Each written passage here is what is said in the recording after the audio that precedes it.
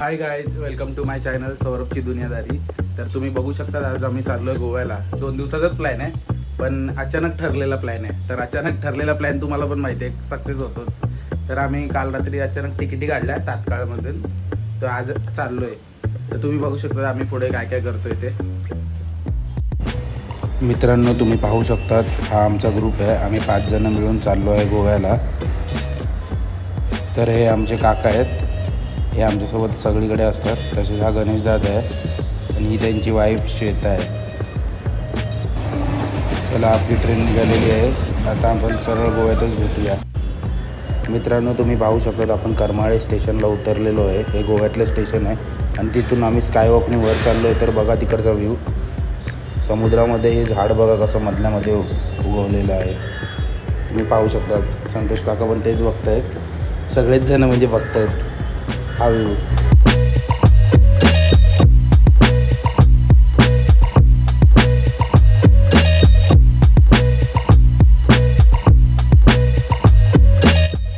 करमाळे स्टेशनवरून आम्ही बाहेरच्या दिशेने निघालेलो आहे.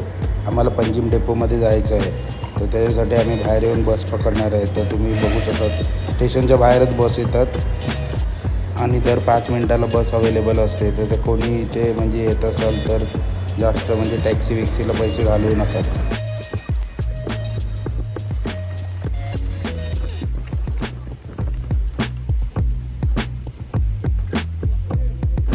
बसमधून पंजिमला जातानाचा हा व्ह्यू आहे, तो तुम्ही पाहू शकता. पंजिम डेपोमध्ये आमची बस चालली आहे. तिथे मध्ये मध्ये जे व्ह्यू आहेत ते आपण तुम्हाला दाखवायचा प्रयत्न करतो आहे.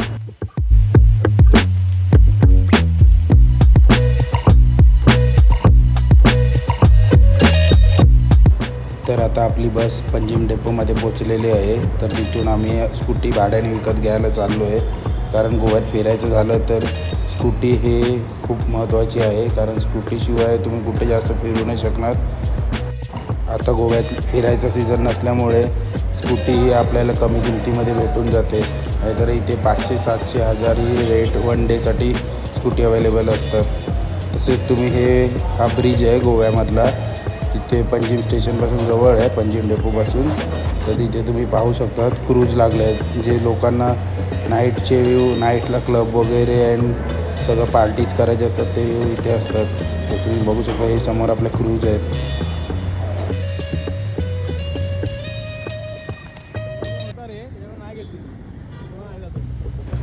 तर आम्ही पंजिममध्ये हॉटेल बुक केलेलं आहे सॉलिसचे इथे. तर त्याचा व्ह्यू तुम्ही पाहू शकतात. हा आमचा हॉटेल आहे, हे बघा तुम्ही पहा.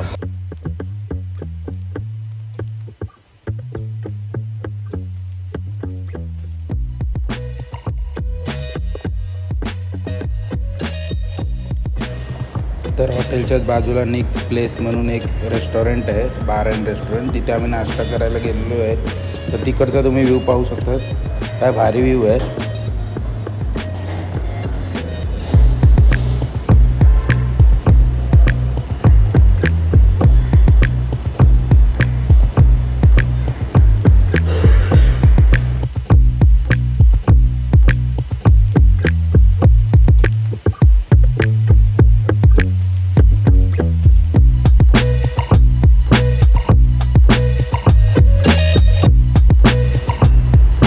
हा आमच्या हॉटेलमधल्या रूमचा व्ह्यू आहे. आम्हाला रूममध्ये किचन इन्क्लुडिंग किचन दिलेलं आहे. तर आम्ही आता नाश्ता करून येताना आम्हाला चिकन अँड ऑल म्हणजे जे ब्रेड, मॅगी वगैरे जे लागणार ते सगळं साहित्य घेऊन आलेलं आहे. आमचा बेडरूम आहे, तसेच हे टॉयलेट वगैरे.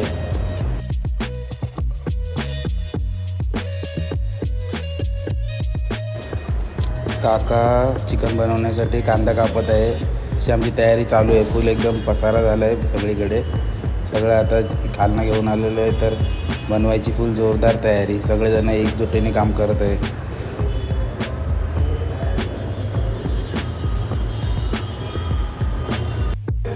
तर जेवून झाल्यावर आम्ही बागा बीच आणि कलंगूट बीचला फिरायला निघालेलो आहे.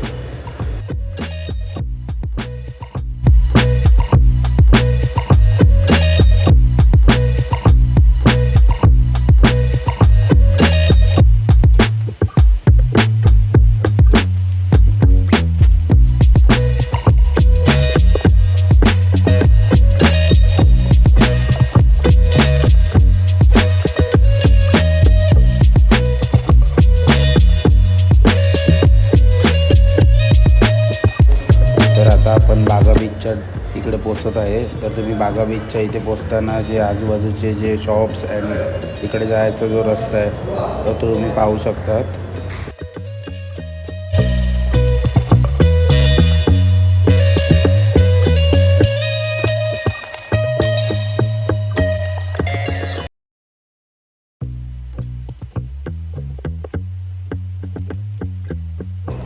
तर तुम्ही बागा बीचच्या एंट्रीचा व्ह्यू तुम्ही पाहू शकतात. हा इथून एंट्री आहे आणि आता सनसेटचा टाईम झालेला आहे. बागा बीच आणि कलंगूट बीच हे एकमेकांना जॉईंट आहेत. तर आम्ही अचानक ठरवलं आपण कलंगूट बीचला जायचं आहे. तर तुम्ही हा कलंगूट बीचचा व्ह्यू पाहू शकतात. इथून कलंगूट बीचची एंट्री आहे आणि जास्त क्राऊड कलंगूट बीचलाच असतो आणि फुल नाईटला DJ अँड पार्टीज वगैरे तर तुम्ही पाहू शकतात पुढील ब्लॉगमध्ये.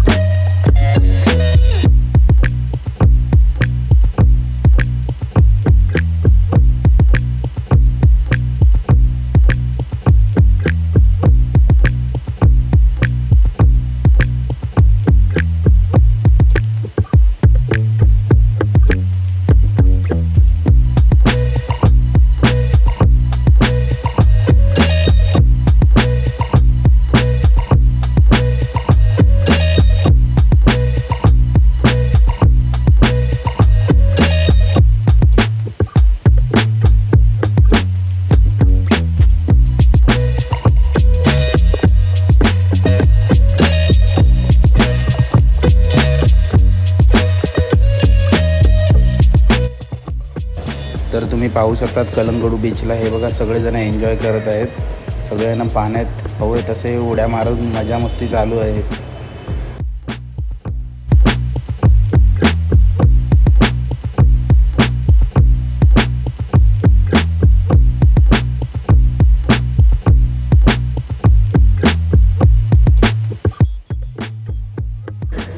तर आता सूर्यास्त चालू झालेले आहे. तर तुम्ही व्ह्यू पाहू शकतात म्हणजे सगळीकडे लाईटिंग चालू झालेली आहे. तर बीचच्या लेफ्ट साईडला हा साऊंड तिथे अवेलेबल नाही आहे म्हणजे तिथे शांततेचं वातावरण आहे. आणि बीचच्या सध्या आम्ही शांततेच्या वातावरणाच्या ठिकाणी आहे. तर हे बघा हा गणेशदादा, ही श्वेताताई आणि संतोष काका आम्ही इथे जरा शांततेसाठी बसलो आहे. म्हणजे आता आम्ही इथे खाणार पिणार आणि एन्जॉय करणार. आणि हा राईट साईडला DJचा व्ह्यू आहे. इथे फुल नाईट DJ आणि पार्टीज चालू असतात.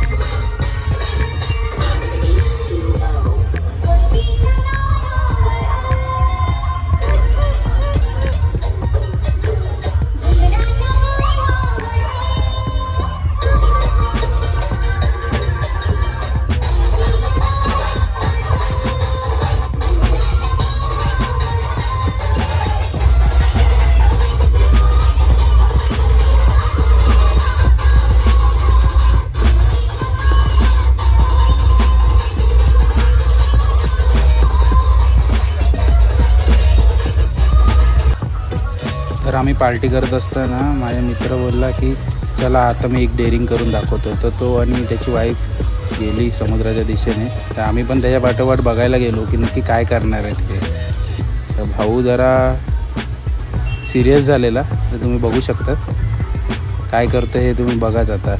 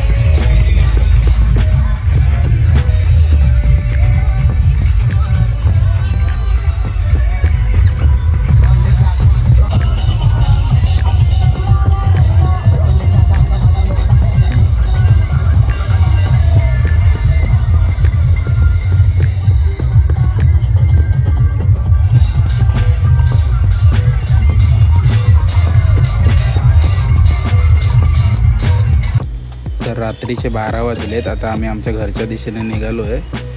खूप रात्र झाली आहे.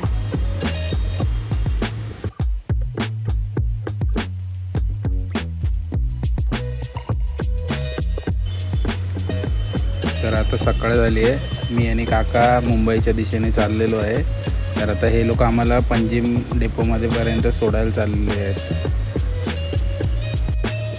तिकडून आम्ही बस पकडली आहे. आता आम्ही थिविम स्टेशनला चाललो आहे. तिकडून डायरेक्ट आम्ही ट्रेनमध्ये बसून मुंबई.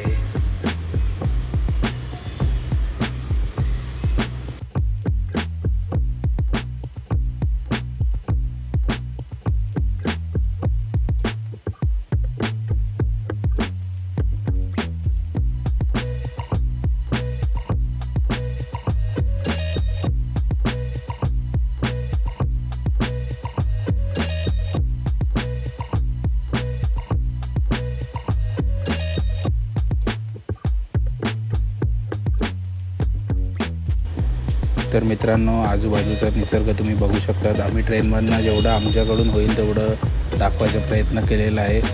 हे झाडी, डोंगर सगळंच तुम्ही बघा.